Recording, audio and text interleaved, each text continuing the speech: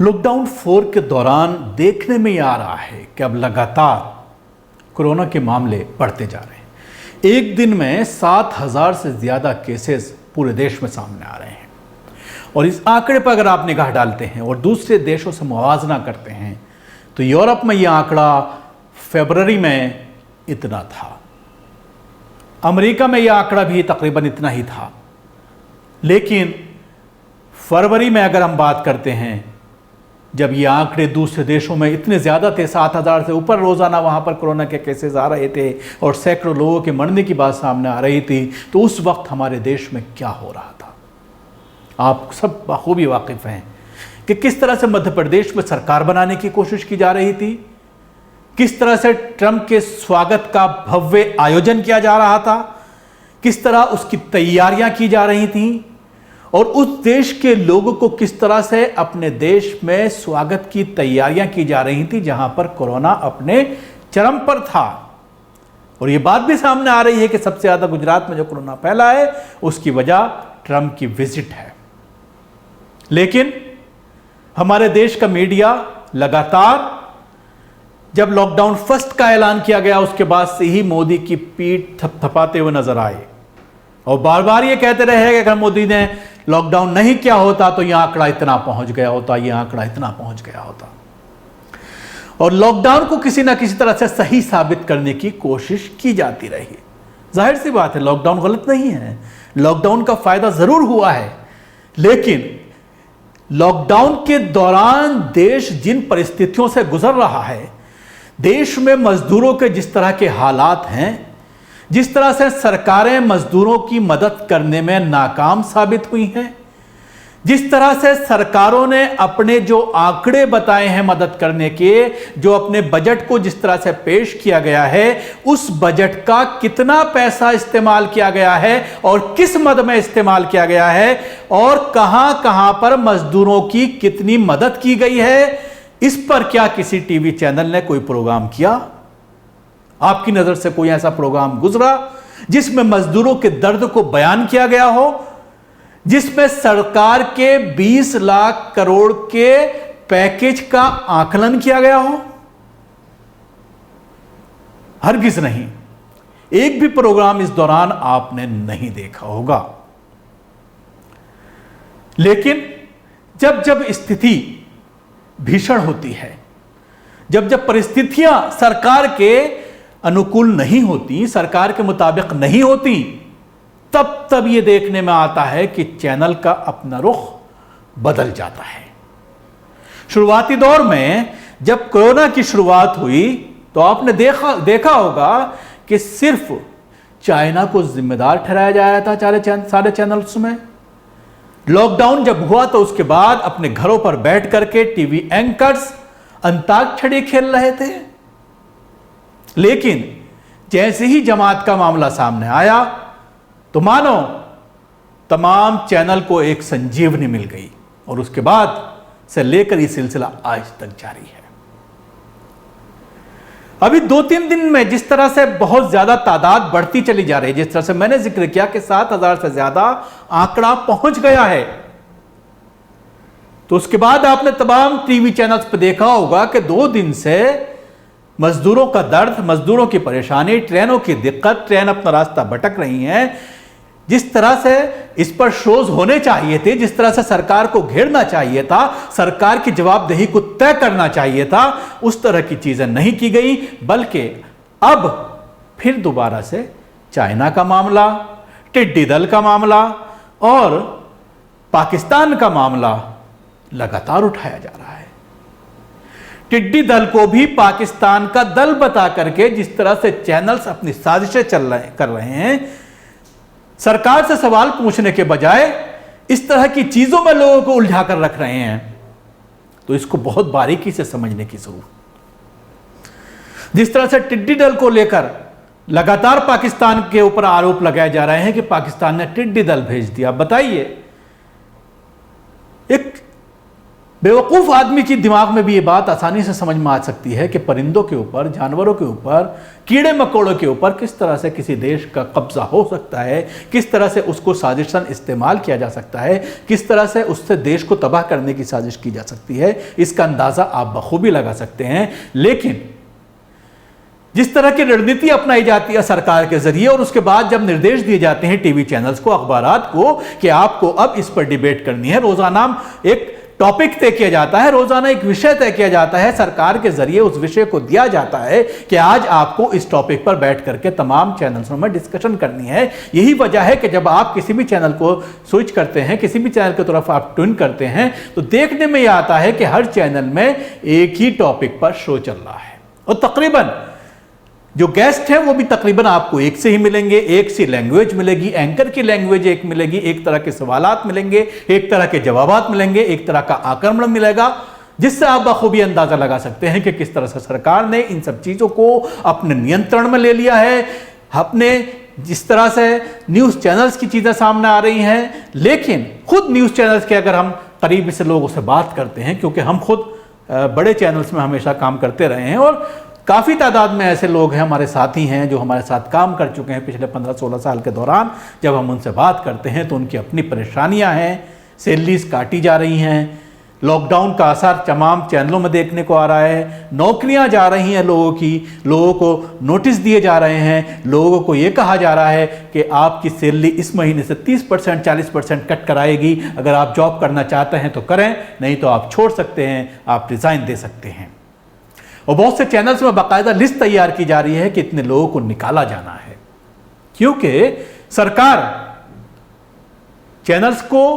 पूरी तरह से मॉनिटर तो कर रही है, उनको दिशा निर्देश तो दे रही है, लेकिन जो उनका बकाया है ऐड का 3 साल से पेमेंट नहीं की जा रही है डीएवीपी की। और अब जिस तरह के हालात देश के सामने आ रहे हैं, जिस तरह से इकोनॉमिकली क्राइसिस पूरे देश में सामने आ रहा है, सरकार खुद, स्टेट सरकारें, राज्य सरकारें खुद परेशान हैं कि वो अपने कर्मचारियों को किस तरह से पेमेंट करें, किस तरह से वो सैलरी दें। जिस तरह से शराब के ऊपर टैक्स लगा करके अपने खर्चों को कंट्रोल करने की कोशिश की जा रही है, जिस तरह से सरकारें ये पूरी तरह से देख रही हैं कि किस तरह से उनकी रिकवरी रेट घट रहा है, टैक्स की रिकवरी घट रही है, वैट की रिकवरी घट रही है, तो किस तरह से अपने एम्प्लॉयज़ को वो पेमेंट दे पाएंगे। केंद्र सरकार की हालत चरमरा रही है, डेवलपमेंट के लिए पैसा नहीं है, फंड नहीं है, ऐलान तो किए जा रहे हैं करोड़ों पैकेज के, लेकिन जो आंकड़े सामने आ रहे हैं, जो रिपोर्ट सामने आ रही हैं, जो इकोनॉमिकली जो सर्वे करते हैं, वो ये बता रहे हैं कि सरासर फर्जी आंकड़े हैं 20 लाख करोड़ के। बहुत ही कम तादाद में रुपया है जो पहुंचने वाला है आम आदमी तक। और जिस तरह से ये कहा गया कि जीडीपी का 20% जो है वो ऐलान किया गया है, लेकिन वो सब चीज़ें बिल्कुल फर्जी साबित हो रहे हैं। जिस तरह से पहले भी मोदी के ज़रिए, केंद्र सरकार के ज़रिए इस तरह की फर्जी घोषणाएं हमेशा की जाती रही हैं। अब मैं बात करना चाहूँगा कोरोना के घातक होने को। जिस तरह से पूरी इंटरनेशनल मीडिया कोरोना को लेकर एक ड्राइव चला रही है,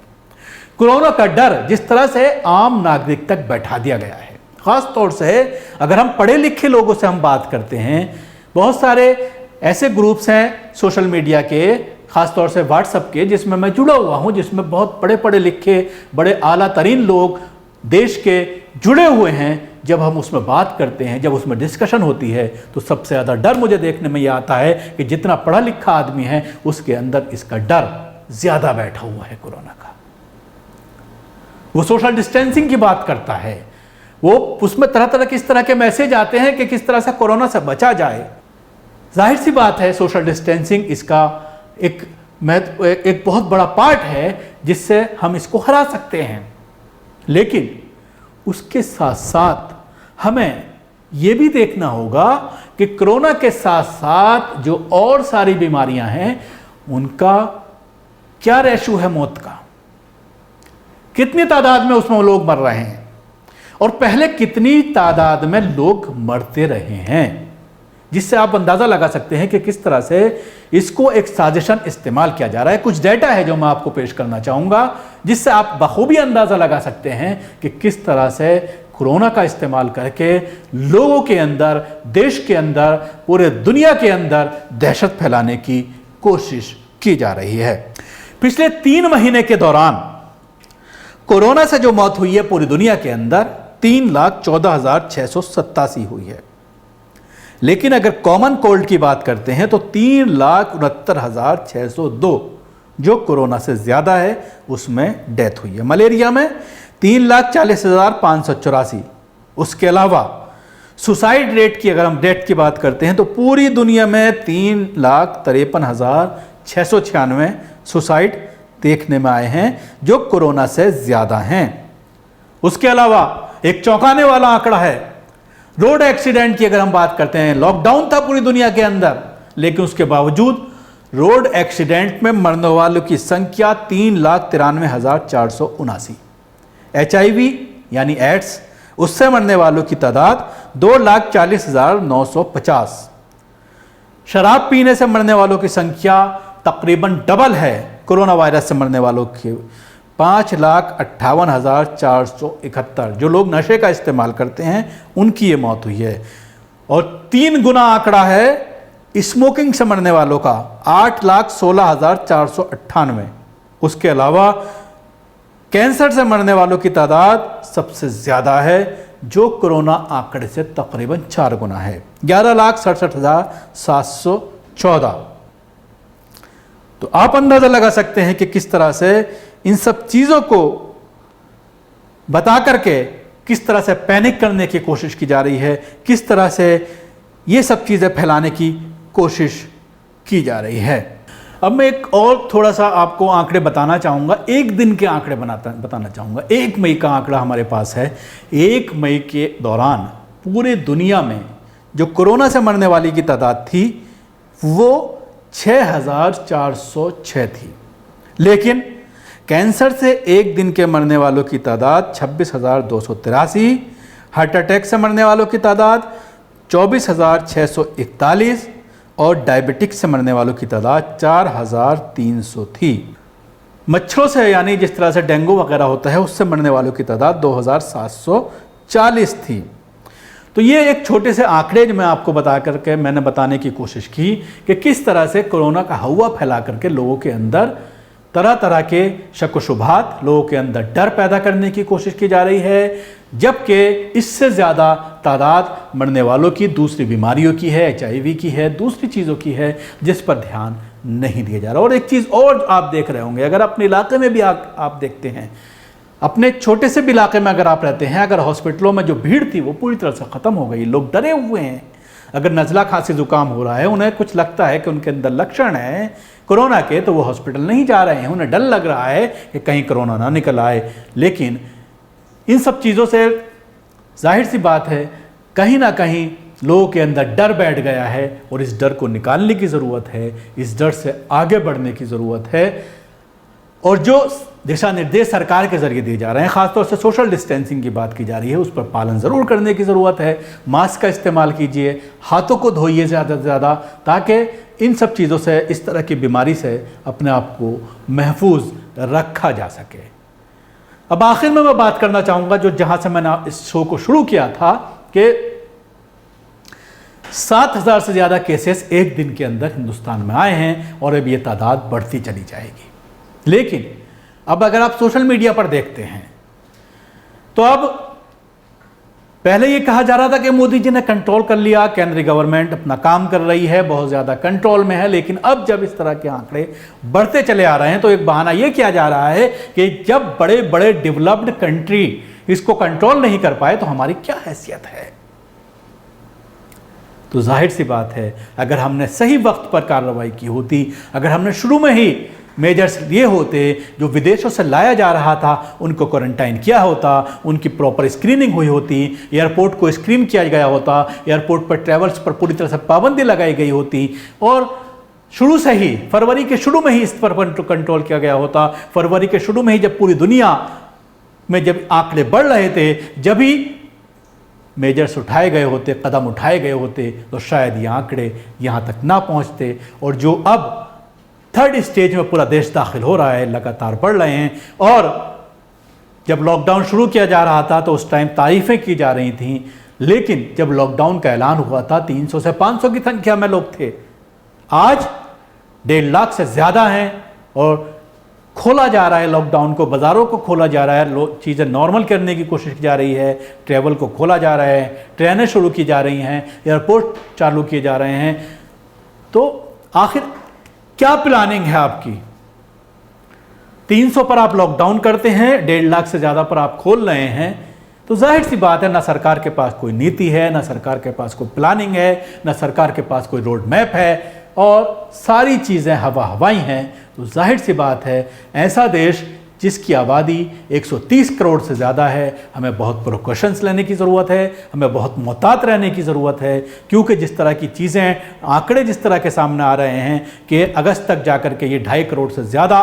संख्या में लोग हिंदुस्तान में इससे प्रभावित होंगे, उनको इन्फेक्शन होगा। तो जाहिर सी बात है ये एक बहुत बड़ी चौंकाने वाली बात है और बहुत ज़्यादा परेशान करने वाली बात है, जिसके लिए हमें पूरी तरह से तैयार रहने की ज़रूरत है, अलर्ट रहने की ज़रूरत है, अपनी एहतियात करने की ज़रूरत है, अपने आप को मोहतात रखने की ज़रूरत है और प्रिकॉशंस लेने की ज़रूरत है। धन्यवाद। आपको हमारा प्रोग्राम कैसा लगा ज़रूर बताएं। हमारे यूट्यूब चैनल को सब्सक्राइब करना ना भूलें, इसके साथ ही बेल आइकन ज़रूर दबाएं। धन्यवाद।